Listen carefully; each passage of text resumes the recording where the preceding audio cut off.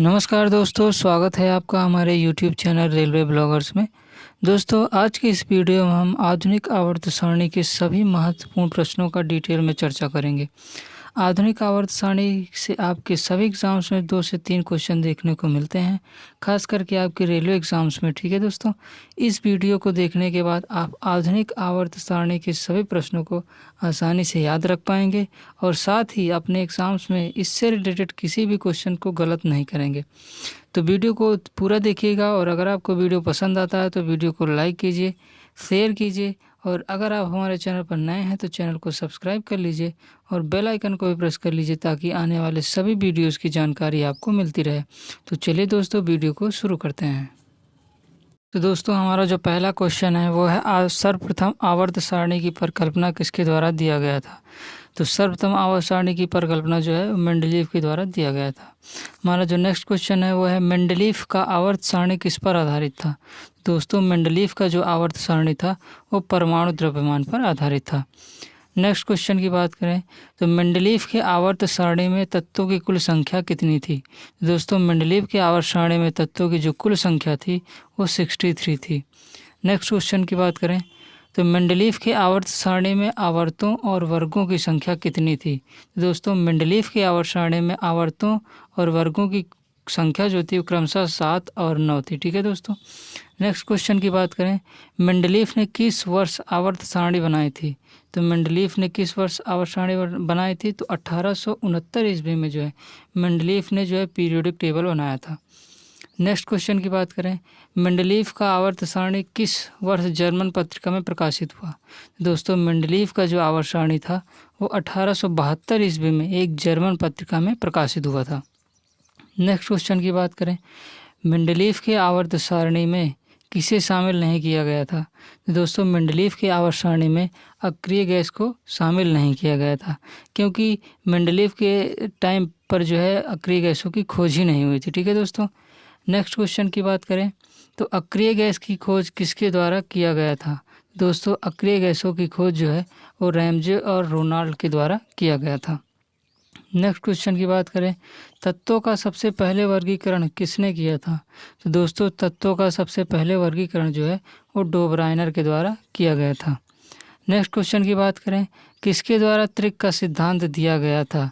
दोस्तों, त्रिक का सिद्धांत जो है वो डोबराइनर के द्वारा दिया गया था। ठीक है दोस्तों, नेक्स्ट क्वेश्चन की बात करें डोबराइनर का त्रिक सिद्धांत किस पर आधारित था। तो दोस्तों, डोबराइनर का जो त्रिक सिद्धांत था वो परमाणु द्रव्यमान पर आधारित था। नेक्स्ट क्वेश्चन की बात करें डोबराइनर ने उत्प्रेरक के रूप में सबसे पहले किसका प्रयोग किया था। दोस्तों, डोबराइनर ने उत्प्रेरक के रूप में जो है सबसे पहले प्लेटिनम धातु का प्रयोग किया था। दोस्तों, प्लेटिनम को सफ़ेद सोना भी कहा जाता है और प्लेटिनम को जो है सबसे कठोर धातु भी कहा जाता है। ठीक है दोस्तों, नेक्स्ट क्वेश्चन की बात करें तो अष्टक का सिद्धांत का प्रतिपादन किसने किया था। दोस्तों, अष्टक के सिद्धांत का प्रतिपादन जो है वो न्यूलैंड के द्वारा किया गया था। नेक्स्ट क्वेश्चन की बात करें न्यूलैंड का अष्टक सिद्धांत किस पर आधारित था। तो दोस्तों, जो न्यूलैंड का अष्टक सिद्धांत था वो भी परमाणु द्रव्यमान पर आधारित था। नेक्स्ट क्वेश्चन की बात करें किसका नियम अधिक परमाणु द्रव्यमान वाले तत्वों पर लागू नहीं होता है। तो दोस्तों, जो न्यूलैंड का अष्टक नियम था वो अधिक परमाणु द्रव्यमान वाले तत्वों पर लागू नहीं होता है। ठीक है दोस्तों, नेक्स्ट क्वेश्चन की बात करें न्यूलैंड के अष्टक सिद्धांत में तत्वों की कुल संख्या कितनी थी। तो दोस्तों, न्यूलैंड के अष्टक सिद्धांत में तत्वों की कुल संख्या जो थी वो 56 थी। ठीक है दोस्तों, नेक्स्ट क्वेश्चन की बात करें आधुनिक आवर्त सारणी किसने दिया था। दोस्तों, आधुनिक आवर्त सारणी किसके द्वारा दिया गया था। तो मोजले ने जो है आधुनिक आवर्त सारणी दिया था। नेक्स्ट क्वेश्चन की बात करें मोजले ने आधुनिक आवर्त सारणी किस वर्ष बनाया था। दोस्तों, मोजले द्वारा जो मॉडर्न पीरियोडिक टेबल है वो 1913 में बनाया गया था। ठीक है दोस्तों, नेक्स्ट क्वेश्चन की बात करें आधुनिक आवर्त सारणी किस पर आधारित है। तो दोस्तों, जो आधुनिक आवर्त सारणी है वो परमाणु द्रव्यमान पर ना आधारित होकर परमाणु क्रमांक पर आधारित है। ठीक है दोस्तों, नेक्स्ट क्वेश्चन की बात करें तो वर्तमान में कुल ज्ञात तत्वों की संख्या कितनी है। दोस्तों, वर्तमान में कुल कितने एलिमेंट्स हैं।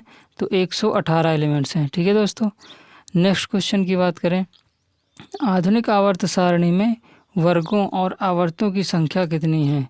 दोस्तों आधुनिक आवर्त सारणी में जो वर्गों की संख्या है वो क्रम 18 है और वहीं आवर्तों की संख्या जो है वो 7 है। ठीक है दोस्तों, तो ये भी आप ध्यान रखिएगा। जबकि मेंडलीव की आवर्त सारणी में जो वर्गों की संख्या थी वो 9 थी और आवर्तों की संख्या जो थी वो 7 थी। ठीक है दोस्तों, नेक्स्ट क्वेश्चन की बात करें, आधुनिक आवर्त सारणी का सबसे बड़ा आवर्त कौन सा है? तो दोस्तों आधुनिक आवर्त सारणी का जो सबसे बड़ा आवर्त है वो छठा आवर्त है। तो दोस्तों आधुनिक आवर्त सारणी में आवर्तों की कुल संख्या जो है वो 7 है। तो पहले आवर्त में तत्वों की संख्या कितनी है? तो 2 है। दूसरे और तीसरे आवर्त में जो है 8 एलिमेंट हैं।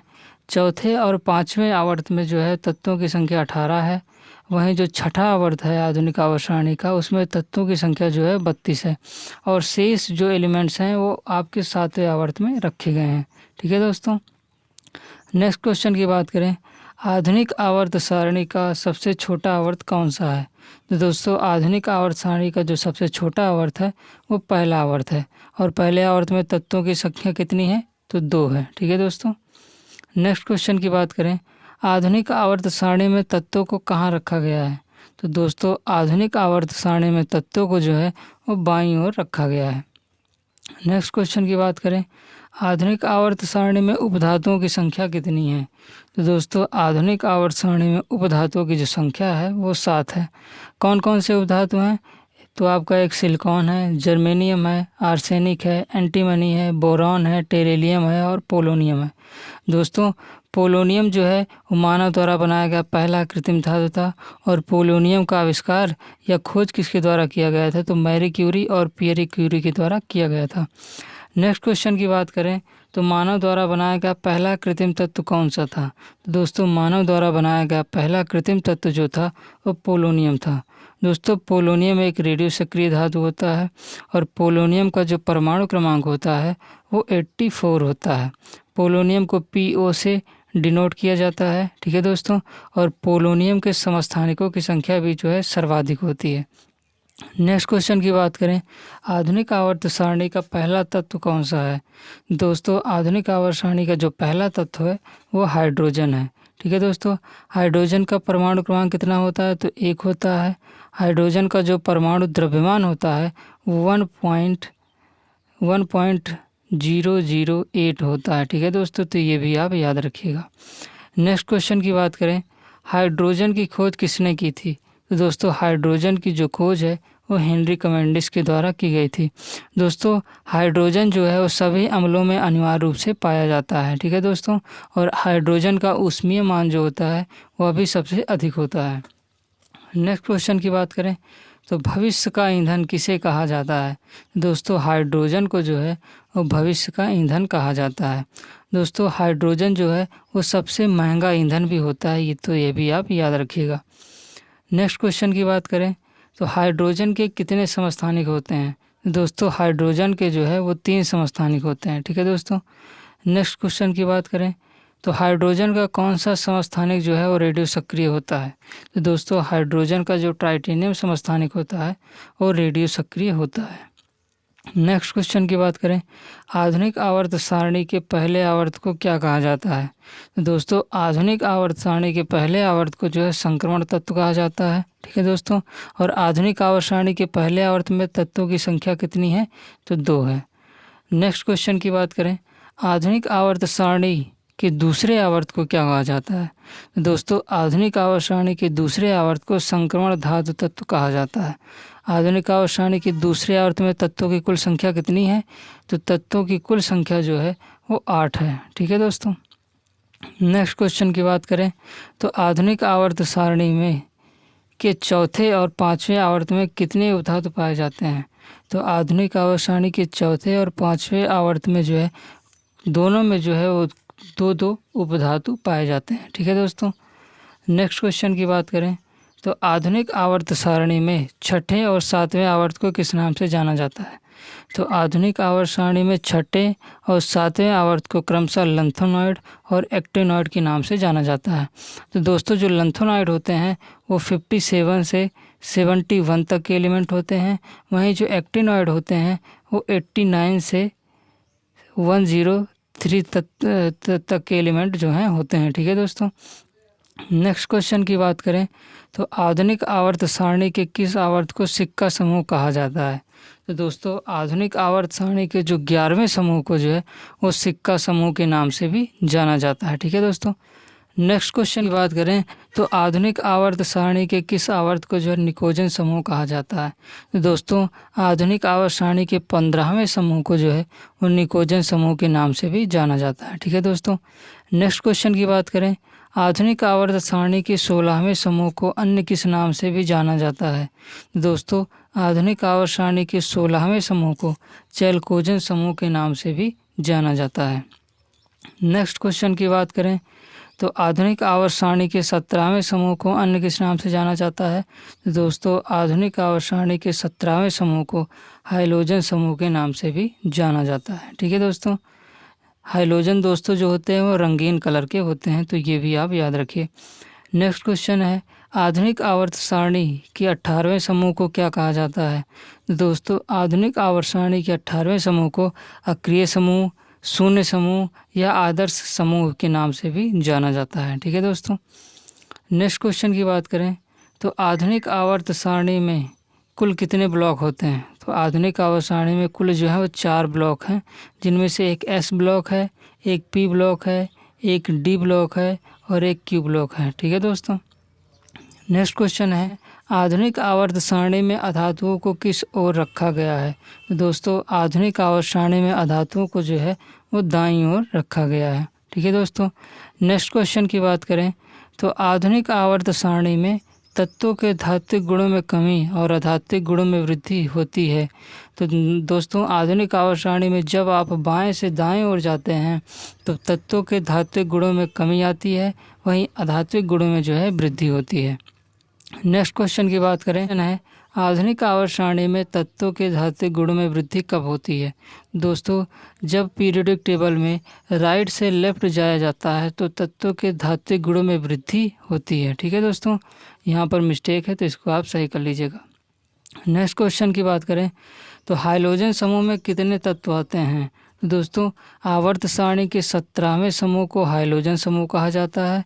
और हाइलोजन समूह में कितने तत्व आते हैं? तो हाइलोजन समूह में दोस्तों 5 तत्व आते हैं, जिनमें से क्लोरीन होता है, फ्लोरीन होता है, आयोडीन होता है, एस्टेंटीन होता है, ब्रोमीन होता है। दोस्तों क्लोरीन और फ्लोरीन जो है वो गैसीय अवस्था में पाए जाते हैं। आयोडीन और एस्टेंटीन जो होते हैं वो ठोस अवस्था में पाए जाते हैं। वहीं जो ब्रोमीन होता है वो तरल अवस्था में पाया जाता है। नेक्स्ट क्वेश्चन की बात करें तो आधुनिक आवर्त सारणी में कितने तत्वों को कृत्रिम रूप से बनाया गया है? तो आधुनिक आवर्त सारणी में जो है 20 तत्वों को जो है वो कृत्रिम रूप से बनाया गया है। ठीक है दोस्तों। नेक्स्ट क्वेश्चन की बात करें तो किसी तत्व के बाहरी कक्षा में उपस्थित इलेक्ट्रॉन को क्या कहा जाता है? तो दोस्तों किसी तत्व के बाहरी कक्षा में उपस्थित इलेक्ट्रॉन को जो है वो संयोजी इलेक्ट्रॉन कहा जाता है। जैसे सोडियम का जो परमाणु क्रमांक होता है दोस्तों, सोडियम का जो परमाणु क्रमांक होता है वो 11 होता है। वहीं सोडियम का जो इलेक्ट्रॉनिक विन्यास होता है वो 281 होता है। तो सोडियम में उपस्थित इलेक्ट्रॉनों की संख्या जो होती है वो 1 होती है। ठीक है दोस्तों। नेक्स्ट क्वेश्चन की बात करें तत्व के भीतरी कक्षा में उपस्थित इलेक्ट्रॉन को क्या कहा जाता है? दोस्तों किसी तत्व के भीतरी कक्षा में उपस्थित इलेक्ट्रॉन को कोर इलेक्ट्रॉन कहा जाता है। जैसे सोडियम का जो परमाणु क्रमांक होता है वो 11 होता है, वहीं जो इसका इलेक्ट्रॉनिक विन्यास होता है वो 281 होता है। दोस्तों जो 1 होता है वो बाहरी कक्षा में उपस्थित इलेक्ट्रॉन होता है, जिसे संयोजी इलेक्ट्रॉन कहा जाता है। वहीं जो 2 और 8 होता है वो भीतरी कक्षा में उपस्थित इलेक्ट्रॉन होता है, जिसे कोर इलेक्ट्रॉन कहा जाता है। तो ये भी आप याद रखिए। तो दोस्तों ये थे आज के मोस्ट इम्पोर्टेंट आधुनिक आवर्त सारणी के क्वेश्चन, जो आपके रेलवे एग्जाम्स में खासकर मोस्ट इम्पोर्टेंट है, जो आपके हर सेटिंग में 2 से 3 क्वेश्चन देखने को मिलेंगे। तो वीडियो को पूरा देखने के लिए धन्यवाद। अगर आपको वीडियो पसंद आया तो वीडियो को लाइक कीजिए, शेयर कीजिए, और अगर आप हमारे चैनल पर नए हैं तो चैनल को सब्सक्राइब करना मत भूलिए और बेल आइकन को भी प्रेस कर लीजिए, ताकि आने वाले सभी वीडियोस की जानकारी आपको टाइम टू टाइम मिलते रहे। दोस्तों चैनल को सब्सक्राइब ज़रूर कीजिएगा, क्योंकि 50% जो लोग हैं वो केवल वीडियो को देख लेते हैं, सब्सक्राइब नहीं करते। दोस्तों हमें भी आप सपोर्ट कीजिए, ताकि मैं आपको और अच्छा कंटेंट जो है प्रोवाइड करा सकूं। तो चलिए दोस्तों मिलते हैं नेक्स्ट वीडियो में एक नए टॉपिक के साथ। तब तक के लिए जय हिंद।